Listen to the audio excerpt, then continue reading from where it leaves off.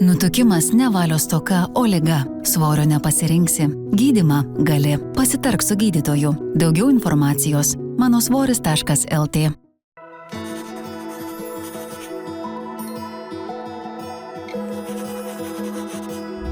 Onkologinę tą diagnozę dažniau priimame kaip genetiką arba nepasisekė. Bilietas blogas. Kažkoks tai bilietas blogas. Šiai dienai mes žinome, kad 13 onkologinių susirgymų vienareikšmiškai yra susijęs su viršsvoriu ar nutukimu. Tai kokia čia biochemija suveikia? Žmogus, reiškia, valgo skaniai, gyvena sočiai, laimingai, geria gerą vyną, ten kokius sūrius valgo, autoritetas auga ir tada po kiek reikia laiko, kad nuo to gero gyvenimo iki tam tikro baisaus skambučio praeitų kas, kiek? Visgi riebalinės masės perteklius matosi plika akim.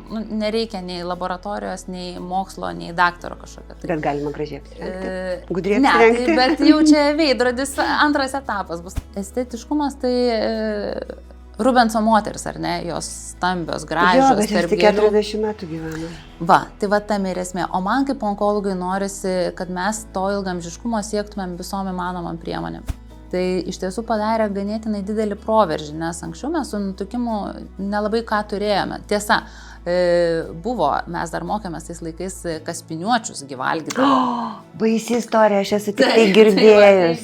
Vėlgi įpratę sakyti, kad taigi normalu, kad aš esu nuolatiniam strese, bet tada turbūt normalu, kad turim ir nutukimą, o tada normalu, kad susergam ar infarktu, ar kažkokią onkologinę ligą. Visgi mes žinome, kad riebalinio audinio perteklius kaupia chemopreparatus. Tai čia toks nejauki žinutė turėtų būti. Kitas momentas, ką aš kartais gąsdinu artimuosius.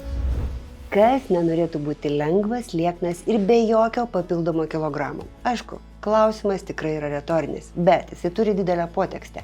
1 iš 3 Lietuvos gyventojų turi antsvorį arba nutukimą. Tai yra pakankamai grėsminga situacija. Kur esate jūs, galite pasitikrinti manosvoris.lt. Ten sužinosite, koks jūsų svoris ir ką daryti su juo toliau. Šį kartą mano pašnekovė puikiai nuostabi gydytoja. Deja, jinai yra onkologė, chemoterapeutė ir mes kalbamės apie antsvorį ir nutukimą. Sveiki, Dainora.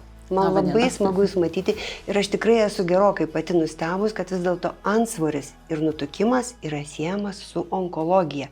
Jūs galėtumėt paaiškinti, tai jums pačiai nekeista? Ne, man jau nebekeista turbūt, todėl kad aš apskritai, kai atėjau į onkologiją, visai nesenai galvojau apie tai, kad buvau antro kurso studentė ir taip sutapo, kad tuo metu gavau uždavinį paruošti pirmą savo gyvenime pranešimą, tai buvo būtent apie nutukimo įtaką onkologiniams susirgymams, tai yra daugiau jau negu prieš 10-13 metų. Tai tas laikotarpis jau yra pakankamai ilgas, tik tiek, kad onkologinėje temoje mes retai, kada kalbame apie gyvensenos ypatumus ir kaip tai yra susijęs su onkologiniais susirgymais. Visgi turbūt onkologinę tą diagnozę dažniau priimame kaip genetiką arba nepasisekė. Bilietas blogas. Kažkoks tai bilietas blogas. O apie tai, kad galbūt organizme kažkokie vyksta pokyčiai, kurie ilgainiui ir sudegina tam tikrą prasme organizmo tokios savisaugos mechanizmus, turbūt šiai dienai dar per mažai galvojame ir juolab per mažai rimtai tai žiūrime, aš manau. Ar yra kažkokių tai mokslų grįstų duomenų, metadata vadinamosios, kas įrodo to, kad antsvoris susijęs su onkologija? Oi, tai nebejotinai, jų yra labai daug. Šiai dienai mes žinome, kad 13 onkologinių susirgymų vienareikšmiškai yra susijęs su viršsvoriu ar nutukimu. Naujausiais literatūros duomenimis skaičiuojame apie 18-19 papildomų, ta prasme viso onkologinių susirgymų. Tačiau manoma, kad ilgainiui daugės tų susirgymų, nes mes vis labiau geriau suprantam pačią onkologinę ligą. Nors ten nebejotinai dar daugybė neišaiškintų mechanizmų ir priežastinių veiksnių, bet kuriuo atveju nutukimas, kuris šiandien vertinamas kaip labai rimtas rizikos veiksnys onkologiniam susirgymam, ilgainiui tas ratas tų onkologinių susirgymų plėsis.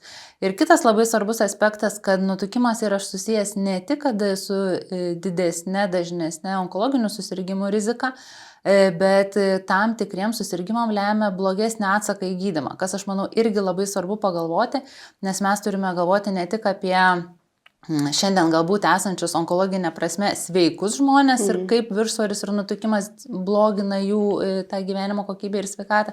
Bet lygiai ta pati tema ir labai svarbi tema yra, kai kalbame apie onkologinius pacientus, nes šiai dienai mes puikiai žinome, kad sergamumas šitų susirgymų tikrai yra didelis, turiu minti onkologinius susirgymus ir kaip geriau sukontroliuoti, suvaldyti tas ligas, tai irgi mes ieškom pačių įvairiausių priemonių ir kalbėti apie viršsvorį ir nutukimą ir kaip jis mums padeda arba blogina tą gydymo laikotarpį, tai aš manau irgi yra labai svarbu. Jūs paminėjote 13 ir daugiau tų onkologijos formų. Taip. Kokie tai yra vėžiai, kas tai būna? Tai priklausomai turbūt nuo mechanizmo, bet mes žinome, kad riebalinis audinys yra endokriniškai jautrus navikas, jisai išskiria jautri medžiaga, kuri išskiria hormonus. Vadinasi, ir provokuoja nuo hormonų priklausomus navikus. Tai yra po menopauzinio laikotarpio krūties vėžinius susirgymus gali turėti įtakos. Taip pat kiaušidžių onkologinius susirgymus, virškinimo trakto, kokius tik besugalvotumėm nuo stemplės, skrandžio, kepenų, kasos. Žarnyno vėžiniai susirgymai, ypač jaunesnėme amžiuje, gali būti susiję. Tai tų susirgymų tikrai yra įvairių ir prielaidų daroma, kokie mechanizmai, koks čia galėtų būti įtaka, bet aišku, kad tai yra uždegiminis fonas, o onkologinė liga ir yra uždegiminė liga dažnu atveju. Tai kokia čia biochemija suveikia? Žmogus, reiškia, valgo skaniai, gyvena sočiai, laimingai, geria gerą vyną, ten kokius sūrius valgo, autoritetas auga ir tada po kiek reikia laiko, kad nuo to gero gyvenimo iki tam tikro baisaus skambučio praeitų kas, kiek? Daug laiko, nes onkologinė liga, kaip ir beje širdies kraujagyslių ligos, kur mes esam puikiai žinome, kad tai yra visiška klasika ir jau visiems yra įprasta, bet ta klasika yra lygiai tokia pat ir su onkologinėmis ligomis. Kaip aš sakau, mes tik tai trečiadienį 3 valandą galbūt gauname tą skambutį, bet organizme procesai greičiausiai vyko net ne 1, o 5 ar dar daugiau metų. Ir tie procesai yra ilgai besitęsiantis. Ir aišku, kuo didesnis laiko tarpas, kuo ilgiau yra kažkoks rizikos veiksnys, tuo tu ir tą riziką labiau didini. Tai konkretaus tokio laikotarpio mes turbūt nelabai žinome, ar 5 metai, ar 7, ar 10, bet viena aišku, kad tai nenutinka, kad vakar pavalgiau ir rytoj susirgsiu kažkokią ligą, bet jeigu tas procesas yra ilgai besitęsiantis, juo labiau jeigu prasideda jaunesniam amžiuje, kada tas nutukimas, jis daugiau metų būna, tai natūralu, kad tas organizmas išsieikvoja. Tai čia nereikėtų to stebėtis ir organizmas jisai geba apsaugoti mus, mes ne iš karto pajaučiam ir jaučiamės lyg ir normalus, priprantam prie kažkokių simptomų, bet ilgainiui, kaip aš sakau, onkologinė liga kaip yra viduj laužas, jis rusena ir kažkokiu momentu mums duoda apie save žinoti ir tas rusenimas ilgą laiką. Tai jūs užsiminėte apie tą riebalinį audinį kaip savaime tokį generuojantį tas blogasias ląsteles, ar ne? Riebalinis audinys pats iš savęs gal jis nėra pats blogas, nes mes vis tiek jo turime turėti sveiką kiekį, bet kuriuo atveju jisai yra aktyvus organas. Jis nėra kaip knyga, kur nebyli ir nieko nekalba su tavimi. Riebalinė ląstelė yra aktyvi. Tai kaip jau minėjau, jinai provokuoja ir įvairius hormoninius, išskiria medžiagas. Taip pat išskiria medžiagos, kurios uždegimą aktyvina, tai yra navikiniai ląstelė palanki terpė. Slopina imuninę sistemą.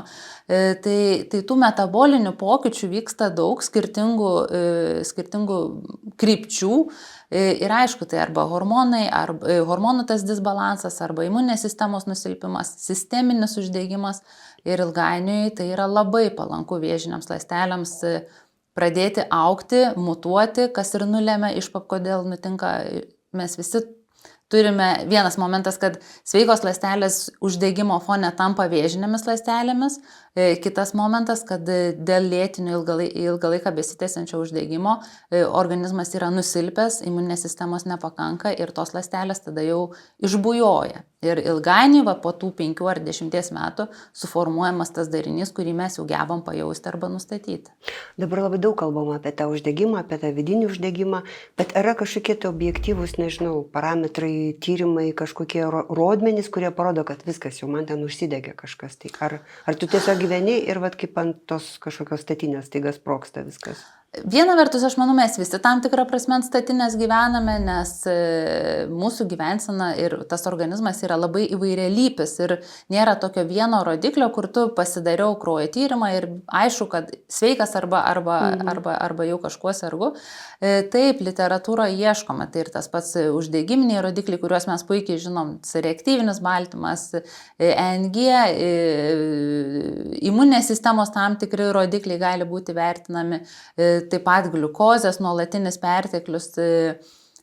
Tų tokių laboratorinių tyrimų yra, bet vėlgi jų negali po vieną ypatingai vertinti ir tu turi visumą vertinti ir plus, aišku, savo svorį, žiūrėti savijautą.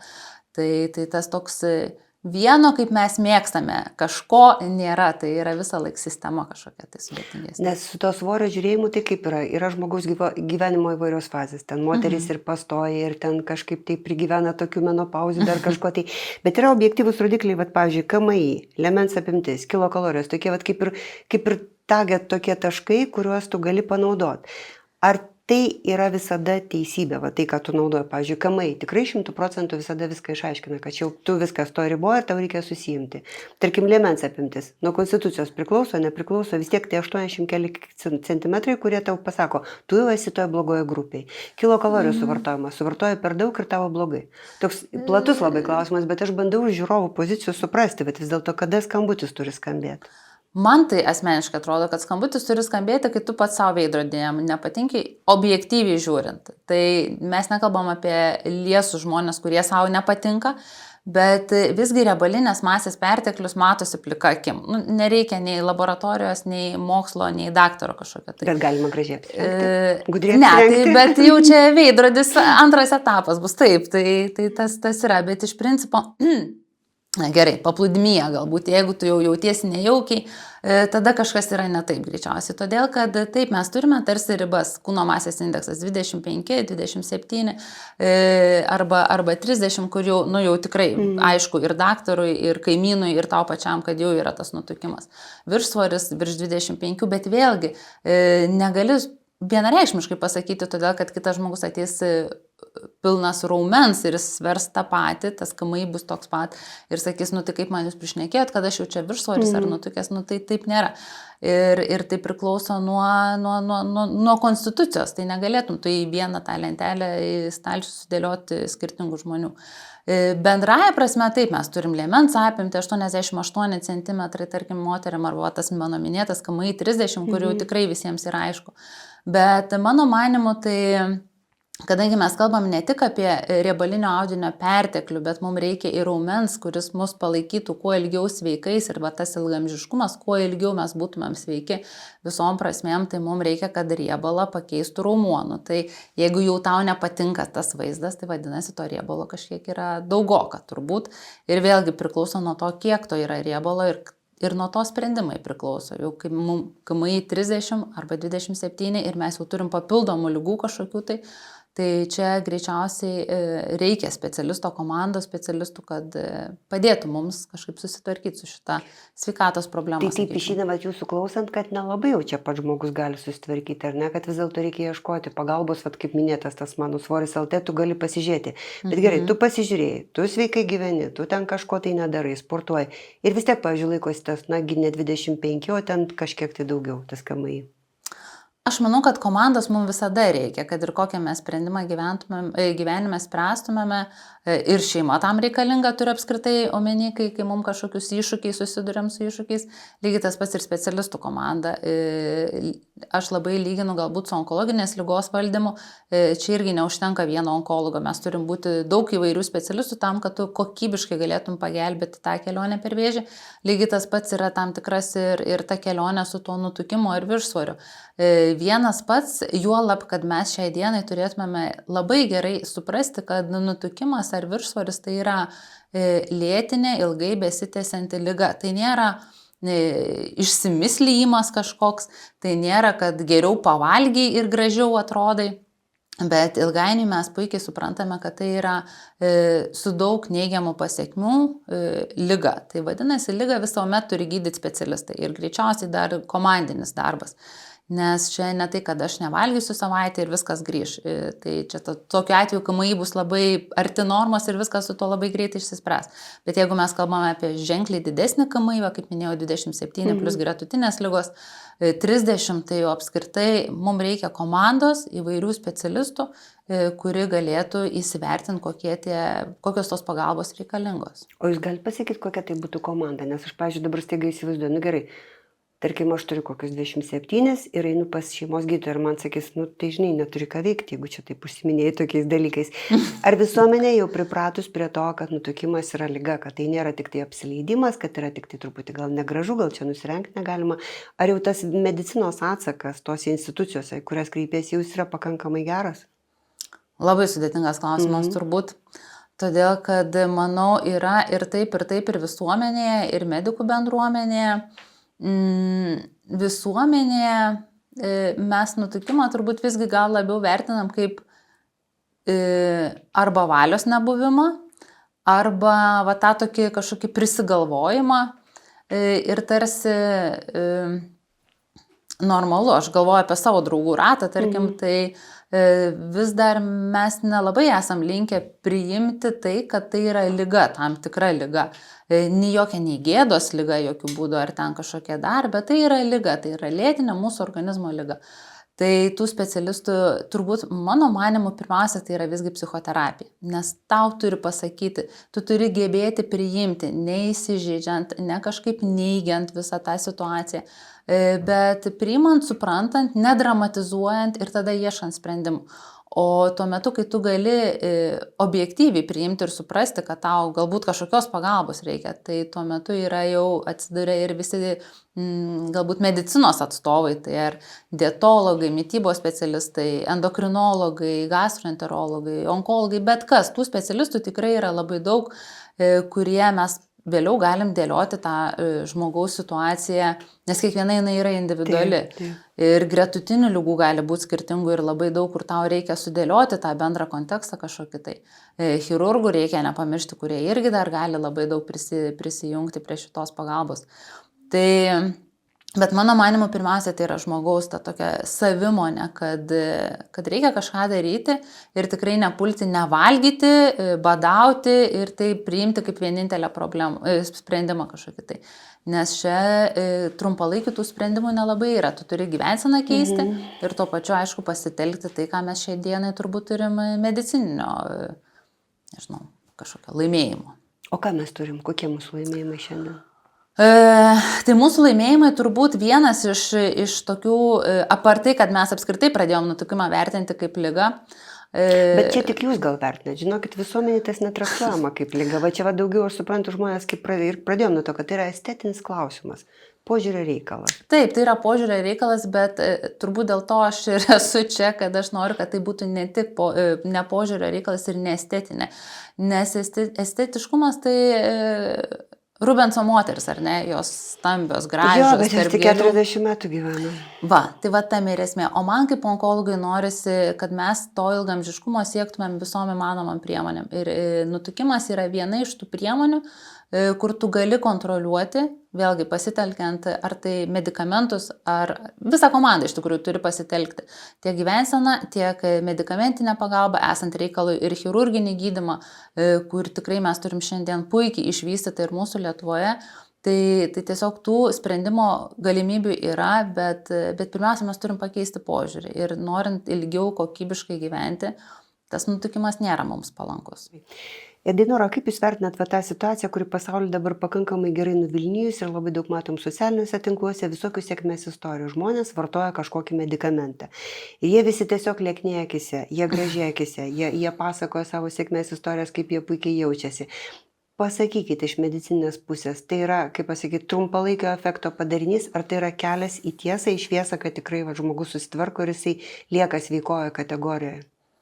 Ar jis liks sveikojo kategorijoje, tai sakyčiau, nuo jo paties priklauso, nes sudėtingas tas klausimas. Aš apskritai nepasitikėčiau socialiniais tinklais, turbūt pradėkim nuo to, nes ten visi dalinasi sėkmės istorijomis ir niekada nerasim nesėkmės istorijų. Nes iš medicinės pusės žiūrint visada yra sėkmės ir nesėkmės rizika. Tu visą laikėsi, tu gali tikėti sėkmės, bet šalia jis nesėkmės tikimybė ir atvirkščiai. Bet viena aišku, kad tai, ką mes šiandieną turim nutukimo gydymo prasme, medikamentinius vaistus, tai iš tiesų padarė ganėtinai didelį proveržį, nes anksčiau mes su nutukimu nelabai ką turėjome. Tiesa, buvo, mes dar mokėmės tais laikais kaspiniuočius gyvalgydavo. Baisi istorija, aš esu tikrai girdėjęs. Tai visi Bet yra tikrai šitų buvo istorijų, tokių tikrai gyvenimo yra istorijų. Absoliučiai, todėl kad nebuvo kito būdo. Ir dėl to grožio, tikrai visais laikais moteris ir ne tik moteris būdavo pasiryžusios bet kam. Tai čia jau toks absoliučiai kraštutinumas. Šiai dienai mes turim daug fiziologiškesnius dalykus, kuomet buvo atrasti receptoriai ir vaistų gamintojai atrado ir pagamino molekulės, kuri blokuoja tą receptorių, tam, kad mes netokie jaustumėmės alkani, ilgiau maistas būtų mūsų virškinimo trakte, tada mes ilgiau jaučiame sotus. Ir tai iš tiesų padarė labai didelį proveržį nutukimo gydyme. Nekalbant jau apie tai, kad chirurgiją mes turime greta to, bet chirurgija turbūt yra radikaliausias gydymo metodas. Tai gyvensena ir medikamentinis gydymas yra tos priemonės, kurios žinoma saugiai. Tai yra su medikais, jų priežiūroje, ne tai, kad iš tikrųjų, kalbant iš tų socialinių tinklų, kur parsiveža ar neaišku kokius vaistus, tariamai vaistus, o ką tu ten vartoji, klausimas. Tai jeigu yra kvalifikuota pagalba su patikrintais vaistais, medikamentais, tai aš manau, kad mes pakeitę požiūrį savo, radę tos motivacijos, supratę, kad mes esam ligoje, o ne tiesiog, kad šiek tiek daugiau pavalgiau, priėmė sprendimus ryžtingus, tą gyvenseną savo galim pakeisti ir medikamentai čia visada yra pagalba papildoma. Ar yra kažkoks pavojus, pavyzdžiui, vartojant tą medikamentinę gydymosi formą? Nes mesgi labai išradingi. Žmogus yra visada ieškantis pigiau, geriau, čia kažkas apgavo, aš va čia rasiu geriau. Kaip sakėte, atsiveža iš kažkur. Arba patys nutarė, kad aš čia vartosiu tą. Yra tame pavojus kažkokio? Aš suprantu, kad jūs akcentuojat, kad medikai, bet vis dėlto, apeikim tuos, kurie nepasitik ir kurie nori patys. Ne, čia ne vieta būti pačiam savarankiškam iš tikrųjų, todėl kad visgi yra labai svarbu saugumas. Pirmiausia, tai yra medicinoje saugumas, bet tu kai apie save galvoji, tai irgi renkėsi saugiai. Aš nežinau, aš visą laiką pacientam savo sakau, juk plaukų dažyti mes neinam bet kur, einam ten, kur mums atrodo, kaip patikima iš esmės. Suprantama, plaukai labai suprantama. Tai lygiai tas pats galioja visiškai ir kai mes kalbam apie vaistus, bet kokią intervenciją į kūną, nes tai yra veiklioji medžiaga. Ir dar nuo seno žinoma, kad kiekvienas vaistas gali būti vaistas, kiekviena medžiaga gali būti vaistas arba nuodas. Tai vadinasi, priklauso tik nuo dozės. Tai šiuo atveju lygiai panašiai klausimas yra, šalutinių poveikių mes galime tikėtis ir jie neretai gali būti, bet jie yra sukontroliuojami, jeigu vėlgi tu žinosi, kaip į juos reaguoti, kokios tos priemonės gali būti ir apskritai, ko tu gali tikėtis. Jeigu tu kažką savo garažiukyje vartosi, kažkas įvyks blogo, nesuprasi nei tu, nei greičiausia paskui jau nei priėmimo ligoninės skyriai, nelabai žinos, ką daryti, tai tas niekur nenuveda. Tai tuos turgaus tikrąją to žodžio prasme, nes mūsų pačių pacientai ir onkologinius vaistus turguose vis dar įsigyja, tai aš sakyčiau, tikrai reikėtų mums patiems pamiršti ir to sąmoningumo pirmiausia reikia, nes aš manau, kontrolė gamintojam, tiekėjam ir visiems kitiem tai tikrai yra nebejotinai pakankama. Bet jeigu pats žmogus ieško bėdos, tai turbūt visada ją gali rasti. Bet dar yra kita pusė, kurie, pavyzdžiui, neturi ten kažkokio konkrečiai KMI to didesnio skaičiaus arba neturi nutukimo, bet jie nutarė, kad jiem 3 kg yra per daug ir jie puola ieškoti tų vaistų, kurie padės. Kaip tą norėčiau ir aš taip. Norėčiau tiesą sakant ir aš taip, ir mes su viena kolegė esame apie tai kalbėję, kad gal paprasčiau taip galime, bet ne taip, šitie vaistai, jie yra vaistai, nebereikalo, jie yra receptinis, kaip sakyti, vaistas, tu negali jo tiesiog susigalvojęs nueiti ir kažkur įsigyti. Gali, bet nerekomenduojam. Tai yra labai aiškas, kaip ir bet koks vaistas turi savo indikacijas, kitaip tariant, kada jis yra reikalingas. Tai Tai va tam čia reikalingas tas specialisto įvertinimas, galbūt vienam tikrai reikalinga yra tik tai kažkokia tai mitybos intervencija, mitybos rekomendacijos ir tikrai kartais žmonėms pakanka tokių paprastų sudėliojimo, aptarimo iš šono ir tikrai kitaip tu tą savo visą gyvenimą matai. Bet kai mes kalbam jau apie tą didesnį, sakykime, 27, kur jau reikia susirūpinti, juolab jeigu dar turim gretutinių ligų, tai tam tada ir reikalingas tas specialistas, kuris atititruos dozę, nuspręs, kokia ta dozė turi būti, vertins šalutinius poveikius. Jeigu bus šalutinių poveikių, vėl galbūt kažkokios atskiros rekomendacijos bus. Tai yra vaistas. Tai yra vaistas gydyti nutukimą arba viršsvoris su gretutinėmis lygomis. Tai kai mes įsisąmoninsim, kad mūsų viršsvoris ir nutukimas yra liga, kuri reikalinga gydymo, tai tada natūralu, kad gydymui reikia specialistų. Ir tas galioja visom lygom. Žinot, būna toks pasakymas, kad mano šeimoje visi buvo stori, ir aš čia turiu tą antsvorį. Ar galima iš tiesų kažką pakeisti, ne apie mąstymą kalbu, apie fiziologiją ir apie išvaizdą žmogaus. Jeigu tikrai tėtis buvo su antsvoriu, mama su antsvoriu, vaikas pavalgęs gerai ir vaiko vaikai pavalgė, ar yra šansas, kad kažkas gali padėti, tai sveika gyvensena, tarkim, medikamentai kažkokie? Manau, kad tikrai yra, todėl kad šiuo atveju, kai mes kalbam apie medikamentinį gydymą, tai yra fiziologinis veikimo principas, vėlgi, kad mes to maisto taip galbūt isteriškai nenorėtumėme, bet ilgiau jaustumėme sotus, nebūtų tas algio toks nuolatinis pojūtis. Tai yra fiziologija ir tarsi pasitelkiant natūralius procesus organizme, su vaisto pagalba yra galimybė sumažinti tą poreikį maistui. Ir natūralu, tada tu iš orogi nebūsi riebalinio to audinio pertekliuje. Kad genetika turi įtaką viršsvoriui ir nutukimui, taip yra, tu to negali nuneigti. Tai yra daugybė įvairių daromų tyrimų, tiek žarnyno mikrobiotos tyrimai daromi, tiek tyrimai su dvyniais. Tai iš tiesų turi su dvyniais, ką jūs turite galvoje su dvyniais? Tai pas mus klinikose yra daryta, vertinta, ten labiau buvo tyriamas mikrobiotos įtaka tiek nutukimui, tiek kitom lygom ir manoma, kad tas genetinis polinkis turi įtakos, bet išskirsčius į skirtingas tas aplinkas, tai tas poveikis mažėja. Lygiai taip pat kaip ir padaryta, kad japonai atvažiavę gyventi į Ameriką labiau suserga amerikietiškom lygom negu Japonijai. Tai reiškia, mūsų ta genetika turi įtakos, bet ją pakeičia. Ir mūsų tas fenotipas, tai kaip mes atrodom, koks mūsų kūnas finale gaunasi, tai nėra tik nuo genetikos. Tai man visą laiką atrodo labai lengva nurašyti ant genetikos, todėl kad ir onkologiniai susirgimai šiai dienai visgi nurašomi, taip grubiai tariant, ant tų genetinio polinkio, nes čia sirgo tas anas, bet pasižiūrėti pati tą patį, kad esu nutukęs, galbūt fizinio pasyvumo visiškai vietoj sporto gulėjimas ir to svorio augimas, niekas to nepriima, nes, kaip aš sakau, to laužo viduje tu nematai ir tu nelabai jo jauti galbūt.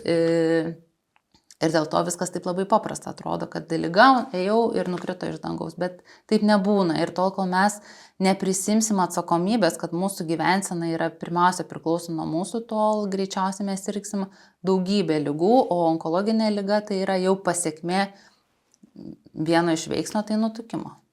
Mes dabar kalbam, aš suprantu, apie suaugusius žmonės, ar ne? Ką darom su vaikais?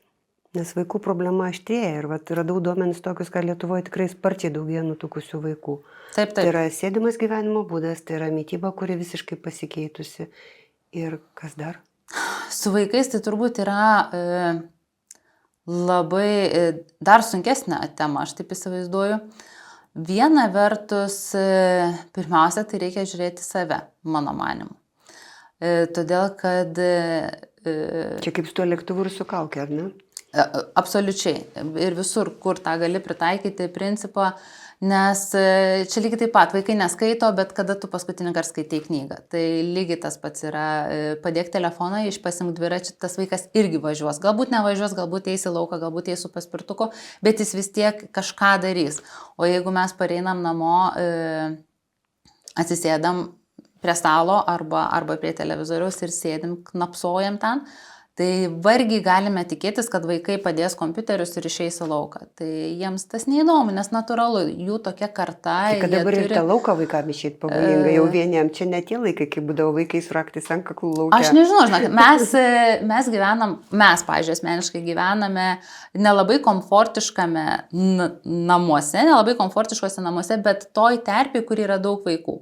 Ir vienas iš tų tokių ir tikslų buvo pasilikti čia, dėl to, kad vaikai eina į lauką. Kad sociumas būtų. Kad būtų sociumas ir jie tikrai vienas kitą tempia. Ir tikrai tada atsiranda tas toks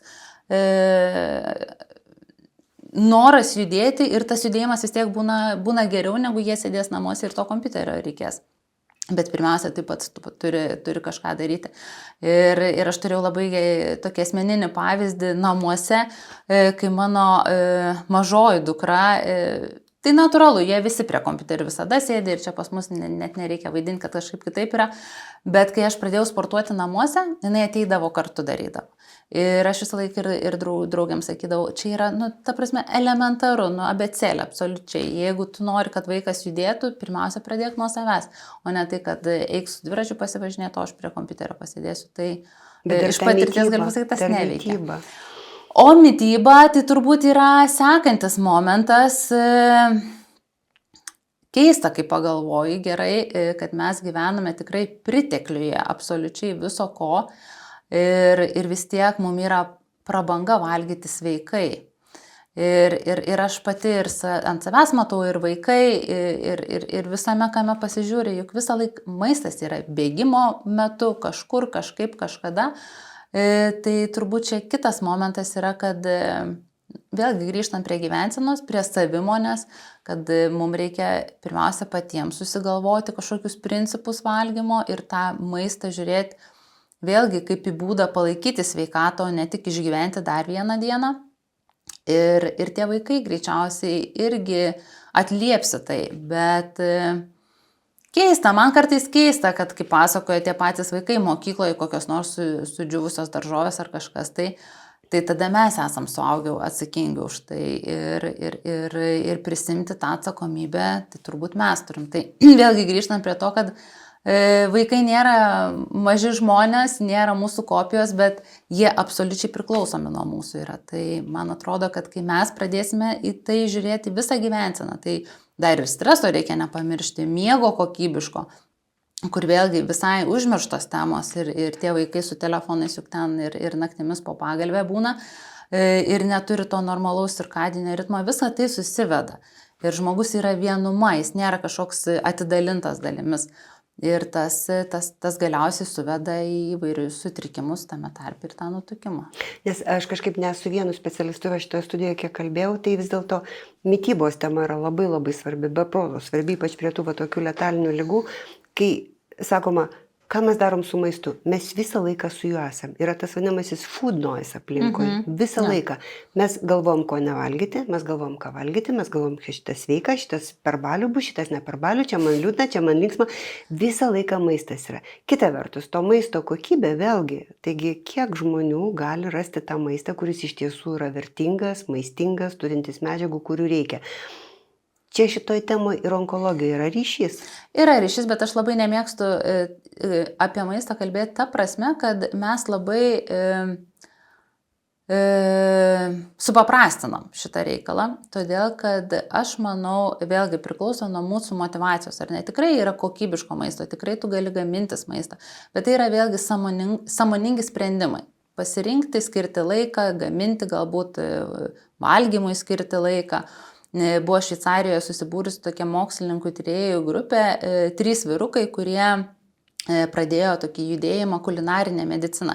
Ir jie kalbėjo apie tai, kad svarbu ne tik tai, ką tu valgai, bet kaip tu tą maistą paruošiai ir kaip tu jį valgai.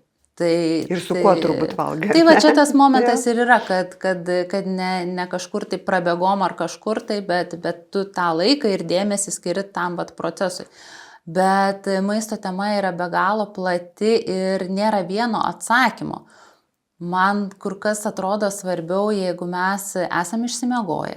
Tada mes būsim tikrai daug sąmoningesni tam maistui. Mums nereikės užkandžiauti ir prabėgom kažkur kažko grėbti.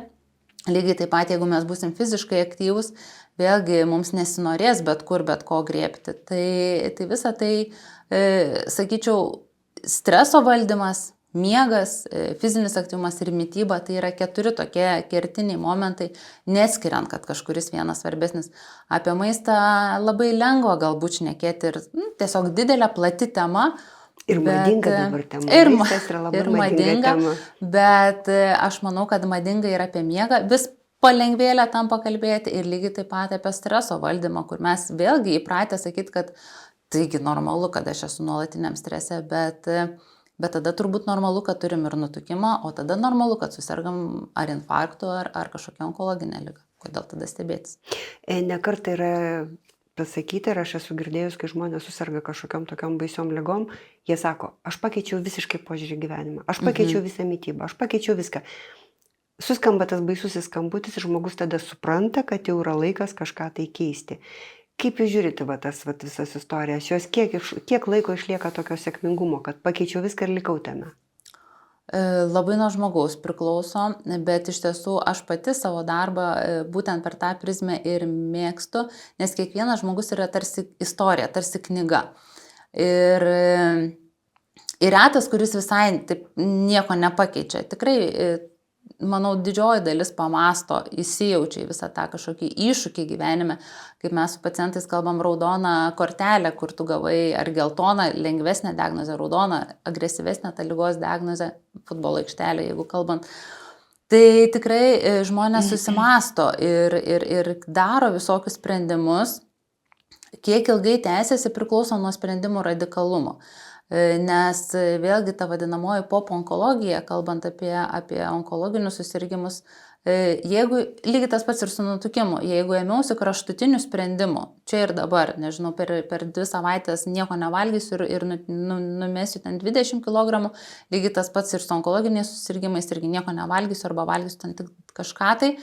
Radikalų sprendimai ilgai neužsitęsia, nes natūralu, tu tokiuose kraštutinumas ilgai neišbūsi ir tada grįžta tas vadinamas jojo mechanizmas, tada grįžta jau dvigubai. Su dietom tai turbūt mes visi žmonės esame išbandę ir žinom, kokios pasiekmes būna. Su onkologiniais susirgimais šiek tiek sunkiau, ten viskas tampa komplikuočiau, jeigu žmogus nueina į radikalius kažkokius sprendimus. Tau ženkliai sunkiau sukontroliuoti ir ligos gydymą, ir šalutinius poveikius, ir visa kita. Tai nuo radikalumo tai visur turbūt reikia saugotis, kad ir ką tu kokius sprendimus be priimtum, bet jeigu tai yra su savimonė, su tokiu priėmimu kaip pamokos tos vienos ar kitos diagnozės, tai taip, aš manau, kad tą savo gyvenimo knygą tada tu gali rašyti 2 skyrių jau kitaip ir jau su kita intencija. Ir tokiu atveju tikrai manau, kad ir onkologinės ligos valdymui ženkliai geriau sekasi ir pats žmogus iš principo ženkliai kokybiškiau gyvena. Kadangi mes vis tiek sukamės apie tą nutukimą ar apie viršsvorį, tai vis tiek man labai į maistą traukia tas reikalas. Ir aš galvoju, pavyzdžiui, žmogus išgirdęs onkologinę diagnozę, jis ne tik keičia viską, bet atsiranda kategorija superfood. Mes visi žinom, kas tas yra. Taip. Supermaistas. Kažkoks dabar mistinis supermaistas. Vieni vardėja brokolis, kiti kažkokias pupeles. Kaip jūs iš savo varpinės pasakytumėt, ar yra tikrai kažkoks supermaistas, kuris gali suvaldyti tą viršsvorį, nutukimą, onkologiją? Nemanau, nemanau apskritai, kad yra viena magiška tabletė, viena magiška ampulė arba sidabrinės viena kulkos nėra. Tikrai nemanau, kad yra, nes žmogus yra kompleksas, jis nėra kažkoks vieną čiaupą užsukau ir nebebėga. Taip nebūna, čia tik tai mes galbūt labai norime tikėti ir galbūt mums taip yra patogu, kad aš valgysiu tik tai brokolį arba ten kažkokį tai vartosiu papildą, dar kažką. Mūsų onkologijos tematikoje tai apskritai labai daug tų visokių magiškų priemonių, bet viena aišku, kad tokios nėra. Bet čia magiškų, bet tokių, ar turi galvoti tikrai magiškų? Tai magiškų tokių nėra, kad turėtum vieną kažkokį sprendimą ir jisai išspręstų visas organizmo problemas, todėl kad tai yra pakopa, tai yra sistema, tai nėra vienas toks kažkoks kelias, kurį užblokavau ir viskas bus gerai. Tai dėl to ir tos ligos yra taip sunkiai kontroliuojamos ir iš tiesų tai reikalauja daug visokių iššūkių, Tai magija, man atrodo, esame mes patys savo. Tai vat, kai mes pajungiam patys save į tuos procesus, pasitelkdami savimonę, tikėjimą savimi, įgalindami savo kūną, tai aš manau, kad čia daugiausiai magijos gali būti, bet ne brokolėje. Brokolė. Jūs paminėjot pradžioje, kad vienas iš tų specialistų, kuris gali tą situaciją padėti valdyti, yra psichoterapeutas. Vadinasi, išeitis yra tokia, kad minties galia yra labai stipri, ar ne? Ir tarkim, su antsvoriu minties galia kažkaip tai veikia, ne tik tai, kad aš pripažįstu, kad aš turiu, bet aš dar kažką savo mintimis galiu padaryti tam savo kūno svoriui. Aš nežinau, ar mintimis mes galime save gydyti. Viena vertus, mintimis turbūt mes labiau susargdinti galime save, nuolatinė įtampa, stresu, nerimu ir vairiais dirgikliais. Ir turbūt priešingai veikia mus raminančios ir pozityvus. Yra tas pozityvioji psichologija vėlgi, kur moko su švelnumu ir dėmesingumu į situaciją žvelgti į save ir į iššūkius. Tai turbūt tikrai minties galia nebejotinai jinai yra. Bet ar galiu atsisėdęs ant kilimo galvoti, kad numesiu svorį ir numesti tą svorį, kad ir ten metus turbūt galvotum? Labai abejoju. Tai visgi tas sistemiškumas, bet psichoterapija, aš manau, yra kritiškai svarbu tam, kad tu nebijotum pats savęs, nebijotum aplinkinių, priimtum tai kaip ne kažkokia tai įda savęs, bet kad tu priimtum tiesiog kaip situaciją, kaip gyvenimo iššūkį ir su juo kažkaip ieškotum sprendimų kontroliuoti. Tai tiek nutukimo valdymui, tiek onkologiniam susirgimam, jie yra labai panašus, jie yra reikalaujantis tų multidisciplininių sprendimų ir vienas pats vargiai čia gali įveikti šitą kelionę.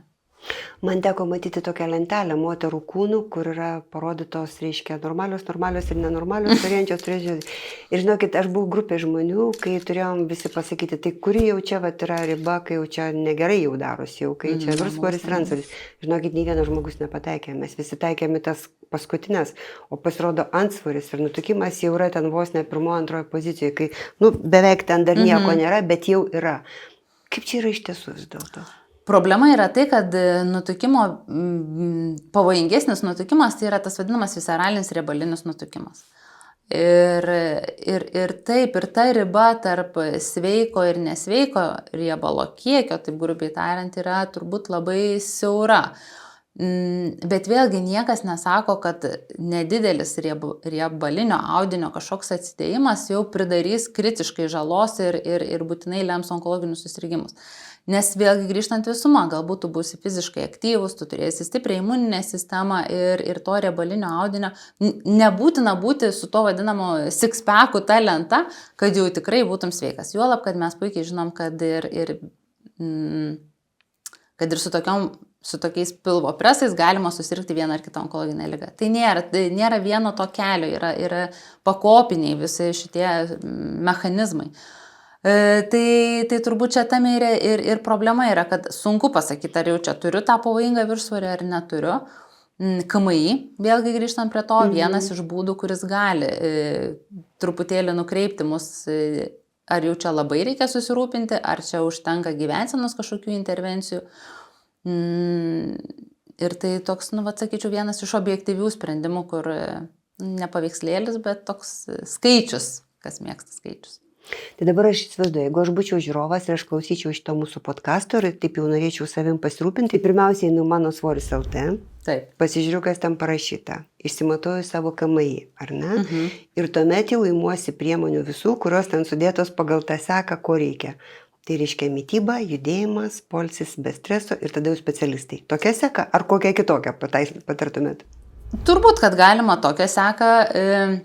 Šiai dienai čia tam tikri ditirambai galėtų būti gyvensenos specialistams, kurie dirba greta šeimos daktarų. Iš tiesų tai yra vieni iš tų specialistų, kurie mano manymu gali būti tokie kaip pirmas kontaktas, kuris pasakytų, ar čia tikrai reikia kažką daryti, ar čia reikia gyvensenos užsiminėti, ar visgi nukreiptų kažkokiam specialistui, kaip mitybos specialistui, dietologui ar endokrinologui ir sakytų, kad reikia tiek nutukimą tvarkyti, viršsvorį ar gretutinės ligas. Tai gyvensenos specialistai tokie galėtų būti kaip, patarkit man, ar čia man jau reikia rūpintis ar ne. Jeigu KMI yra, nežinau, 26, 27, turbūt ir aš neturiu gretutinių ligų, žinau puikiai, kad mano mityba yra visiškai nekorektiška, fizinio aktyvumo jokio nėra, tai natūralu, kad pirmiausia išsimiegau, susidarau planą ir judu tolyn. Bet jeigu kūno masės indeksas yra 27 ir daugiau, ir dar jeigu yra, žinau, kad nuolatinis nuovargis, nuolatinis cukraus perteklius, nuolatinis aukštas spaudimas, galbūt dar kažkokių gretutinių ligų turiu, tai taip, aš sakyčiau, pirmiausia, tai yra arba šeimos gydytojas ir jisai nukreips jau kitam specialistui, arba mitybos specialistai, dietologai, endokrinologai, kurie mano manimu tikrai čia griežia pirmojų labai gražiai smuikų, nes tai yra visgi endokrininė liga, metabolizmo liga ir aš manau, jie labai gali gražiai sukoordinuoti tą žmogų tiek pas psichoterapeutą, tiek pas kineziterapeutą, sporto trenerį ir panašiai. Ar yra amžiaus riba, tai yra cenzas, kada jau per vėlu tai pradėti daryti, ar vis dėlto čia neegzistuoja tie rėmai? Man atrodo, rėmai neegzistuoja. Į mažumo pusę tai nebejotinai, kad su vaikais visai kitaip reikia elgtis ir čia jau vaikų gastroenterologų, endokrinologų duona ir problema galvos. Su suaugusiais į vyresnumą nemanau, nes iš principo net ir numestas 5 ar 10% svorio sumažėjimas jau lemia geresnę gyvenimo kokybę, motivaciją, geresnę gyvenimo tą kokybę, tai jau čia yra pasiekimas. Ir jeigu mes galime pasitelkti tiek gyvenseną, tiek medikamentus, kurie greičiau galbūt padeda pasiekti tos geresnius rezultatus, tai nežinau, man atrodo, ir 90 metų labai norisi kokybiškai gyventi ir su tais anūkais dar palakstyti. Tai aš manau, kad svorio kontrolė amžiaus cenzo neturi. Ar medikamentų vartojimas turi kažkokius priešparodymus? Ar yra kažkam, kam netinka, pavyzdžiui? Ir dar kitas aspektas to klausimo, ar vis dėlto medikamentų vartojimas tą svorį reguliuoja tam tikrose logiškose ribose? Ar tu tiesiog, kol vartoji, tau krenta, ar yra riba, kai jau sustoji, tu nustoji vartoti, sustoja, kaip čia yra su tais medikamentais? Tai dabar kam netinka, tai turbūt visą laiką yra vertinama individualiai, bet tokių aiškių apibrėžimų mes šiai dienai, kiek man žinoma, neturim kažkokių aiškių kontraindikacijų. Kūno masės indeksas, taip skaitomas sveikiausias, tai yra 23-25, toks optimalus suaugusiam fiziškai aktyviam normaliam žmogui. 26, tai vėlgi žiūrint nuo ko skaičiuojam, jeigu kūno masės indeksas būna 40, kas vadinamas labai jau sunkios būklės nutukimas, nes šitie medikamentai ir taikoma iš principo, tai nėra, kur mes kalbam apie, kaip jūs minėjote, 3-5 kg viršsvorio. Tai yra apie ženklų viršsvorį arba nutukimą turinčių žmonės. Tai natūralu, kad tas žmogus netaps KMI 18 ar 19 tikėtina ir net nereikėtų, bet iš principo, kad pasiektų kuo sveikesnį sveikatai palankų svorį. Dainora, mes dabar kalbėjom daugiau apie sveikų žmonių, tokia kaip ir profilaktika, kaip ir žinoti, ko nežinoti, ką nedaryti. Kaip yra su žmogumi, jeigu jis jau turi diagnozę ir jisai gydosi, kas toliau vyksta? Problema yra iš tikrųjų, todėl kad vienas dalykas, kad viršsvorį ir nutukimą turintis žmogus natūraliai labai tikėtina turės ir gretutinių ligų. Ar mes galvosim apie širdies kraujagyslių ligas, tai yra kažkoks širdies funkcijos nepilnas pakankamumas, sutrikusi ta širdies funkcija, ar mes turėsime kaulų sąnarių ligas, kas vėlgi ribos judrumą žmogaus. Ir kitas momentas, pats riebalinis audinys yra linkęs kaupti mūsų tam tikrus chemopreparatus. Tai vadinasi, ir toksiškumai didėja, tas gydymo toleravimas gali būti blogesnis. Ir ta problema yra sistemiška iš tikrųjų, todėl kad neretai esant nutukimui vėlgi yra blogiau toleruojama, gali būti blogiau toleruojamas gydymas. Negali taip visai atsieti, bet visgi mes žinome, kad riebalinio audinio perteklius kaupia chemopreparatus. Tai čia toks nejauki žinutė turėtų būti. Kitas momentas, ką aš kartais gąsdinu artimuosius, kad mes kūno masės indekso onkologijoje neskaičiuojame, kai skaičiuojame vaistų dozes, mes skaičiuojam paviršiaus plotą. Bet jeigu yra paviršiaus plotas viršė tam tikrą ribą dėl nutukimo, tu vaistą skaičiuoji optimaliai, bet ne pagal tą konkretų žmogų, nes vėlgi grįžtant prie tos minties, kad mes žinom, kad riebalai kaupia mūsų toksinės medžiagas. Tai vadinasi, tas gąsdinimas tarsi yra apie tai, kad mes negalėsim pilnos vaistų dozės duoti, kaip priklausytų pagal algoritmą, bijodami toksiškumo. Vadinasi, klausimas, ar pakaks, kiek pasiskirstis, kur pasiskirstis ta chemopreparatai. Tai čia vienas iš tų aspektų, jau kai mes kalbam apie grynus vaistus, gryną chemoterapiją.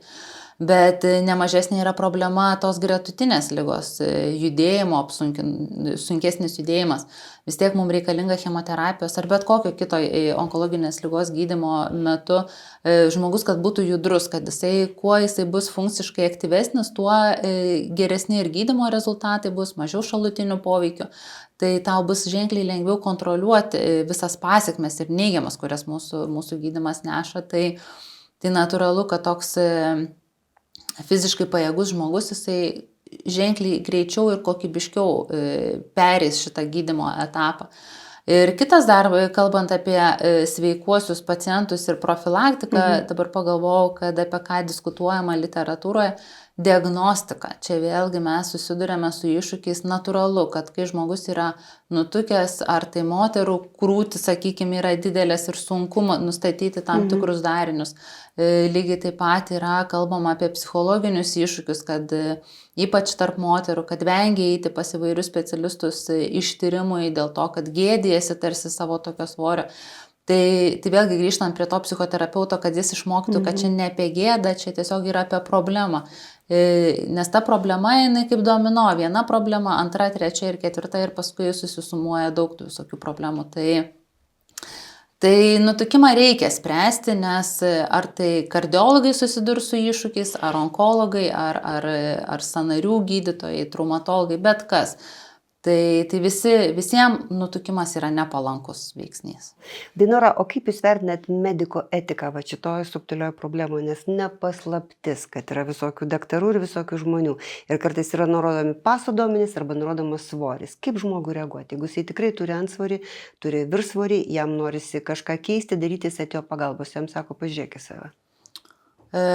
Čia aš tai turbūt atitikmenį panaudočiau, dabar tai pagalvojau su parduotuvė, ar ne, kaip gražioji moters filme buvo, kur nuėjo ir suknelės pasiprašė ir pažiūrėjo išvaizdą ir sakė, kad neturim jums tos suknelės. Ne, sakė, jūs negalite pirkti mūsų parduotuvėje. Jūs negalite pirkti, taip, ir tada tiesiog į kitą parduotuvę, tu nueini ten, kur tavo kažkoks sprendimas randamas. Lygiai tą patį turbūt ir aš daryčiau. Ir taip, visi medikai yra iš principo, manau, geri, nes visi atėjo čia vedini kilnių tikslų ir piktybiškų žmonių, aš manau, mūsų tarpe nėra. Bet požiūrio klausimas. Ir natūralu, ar į pasą pažiūrėk, ar į viršsvorį nutukimą. Neretai mes girdime ir pažiūrėkit, kiek diagnozių turit, ko jūs dar norit. Tai taip yra. Bet aš manau, čia ir tam ir yra tas medicinos proveržis tiek vaistų gamybos, tiek edukacijos. Dėl to ir dirbama visom kryptim, kad šviesti tiek visuomenę, tiek mūsų bendruomenę, kad su viskuo galima susitvarkyti, jeigu tvarkai. Tai tokiu atveju, kai neranda tau sprendimo, tai tiesiog aš turbūt keisčiau vietą, kur to sprendimo ieškoti, nepriimant jokių būdų asmeniškai ir kad ir kaip turbūt skaudu gali būti išgirsti tokias nurodymus, bet aš manau, kad apsisukti ant kulno ir tikrai šiai dienai yra daugybė vietų, kur mes galim rasti empatišką pagalbą. Tas džiugina, aišku. Tai ką, Dainora, ačiū labai, buvo išsamu ir aš tikiuosi, kad skambučiai suskambėjo, ar ne? Mes pakalbėjom taip, kad žmonės turėtų įsiminti tam tikrus dalykus. Ir aš, pavyzdžiui, pat irgi, aš turiu visą laiką truputėlį tokį 2-3 viršaus. Taip, čia mes ir kalbame apie tos 2-3 ir turbūt ir aš turiu, ir mano draugės turi, ir visą kitą, bet vienas momentas tai yra, ką mes darom su tais 2-3 ir mes puikiai suprantam, kad gyvensenos tų lentynų yra daug ir tų sprendinių yra daug, bet ką daryti, kai yra ne 2-3, o 20 arba 15, čia mums reikia jau tos kvalifikuotos pagalbos. Tai Ir aš labai kviečiu tiesiog, man atrodo, svarbiausia yra mylėti save. Ir kai tu mylėsi save, tu tada ieškosi tos visokiausios pagalbos, nes nori rūpintis. Tai va ta meilė ir rūpestis tai ir yra turbūt apie viską, kas siejas. Tave ir sveikatą. Ačiū Jums labai. Ačiū labai. Nu ką, man belieka pasakyti manosvoris.lt. Pasižiūrėkit, pasimatuokit, pagalvokit, neikit pramintais takais, eikit savo keliu, ieškokit savo atsakymų, savo variantų ir žinoma, paspauskite like, prenumeruokite, tai nieko nekainuoja, galite išreikšti savo nuomonę, mes visada atviri visom idėjom, visiems pasiūlymam. Ir kągi, laikomės, viskas bus gerai.